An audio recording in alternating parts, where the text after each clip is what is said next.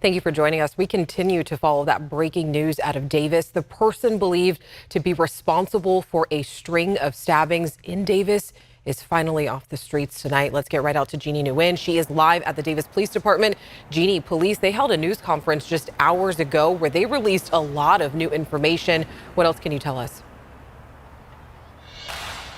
Alex, Davis police here say that they believe that 21-year-old Carlos Dominguez is their guy. They've charged him with 2 counts of murder and 1 count of attempted murder. Now tonight, the mayor of Davis says that he believes that the people here in this Davis community can finally be at peace following this arrest. We've made an arrest. It's what the Davis community has been hoping for all week after 3 people were stabbed and 2 of them killed. That would be 21-year-old Carlos Dominguez. During a press conference today, Davis Police Chief Darren Pytel says Carlos Dominguez was a UC Davis student up until last week. Chief Pytel credits the community in helping officers track down Dominguez yesterday afternoon. We had about 15 callers over near central West Davis, near Sycamore Park, and they reported seeing a person who matched the description. Sycamore Park was the location where police say Dominguez stabbed and killed UC Davis student Kareem Najim on Saturday night. 2 days before that, police say Dominguez stabbed and killed David Bro at Central Park. Then this week, police say he stabbed a woman in her tent at 2nd and L Street. When police found him yesterday, he was just a few blocks from Sycamore Park. Chief Pytel says he was wearing nearly the same thing when he committed those crimes and had a large knife in his backpack.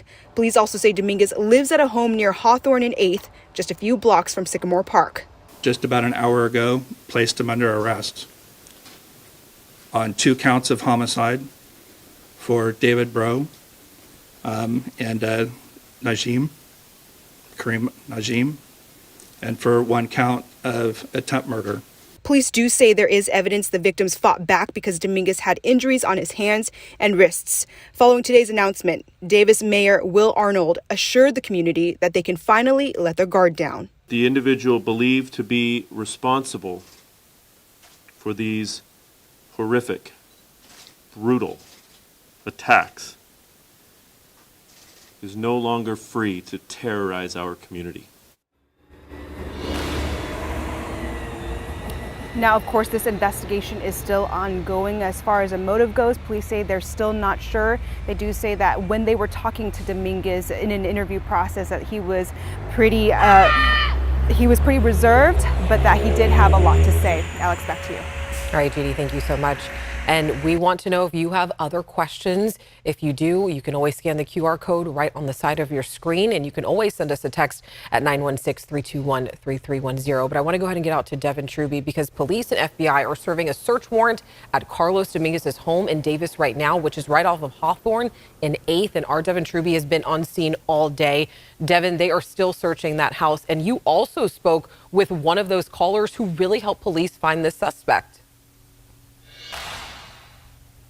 That's right, Alex. And we actually just reviewed a neighbor's Ring doorbell video and can now tell you that police arrived here at 11 a.m. to start serving that search warrant. That's when we saw the caution tape go up in that video. And I want you to take a look at the scene. Still very active FBI and Davis police here. You see the white crime scene unit as well as the black truck that is parked in the driveway here on Hawthorne. We have seen at least 4 technicians in and out of the house all day in white suits, gloved up, bringing evidence in and out in brown paper bags. The blue awning, also a tent where evidence is on a table. But I want to get to that 911 tipster, the Davis police saying that they truly relied on the community in order to help make this arrest. And we spoke to the young man who was one of the 15 tips that helped lead to the arrest.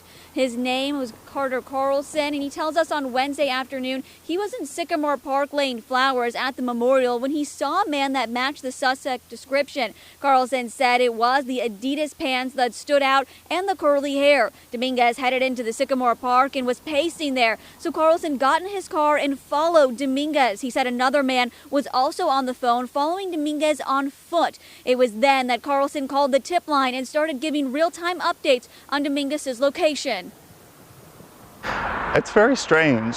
I didn't think my tip was going to go that far.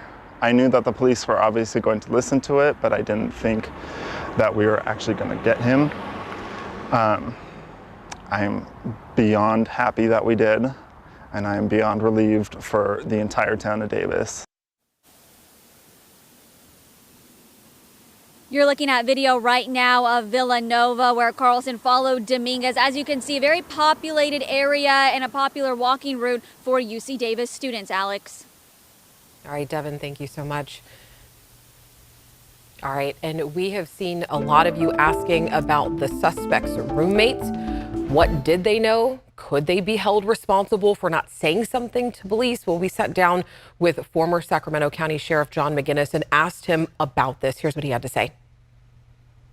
Realistically, they know this guy, and they might just believe he's clearly incapable of doing this kind of a deed. They would never suspect it. He may possibly have told them that he was still going to school, as was his habit before apparent expulsion took place. So I don't know. I wouldn't necessarily imply any kind of guilt or culpability on their part.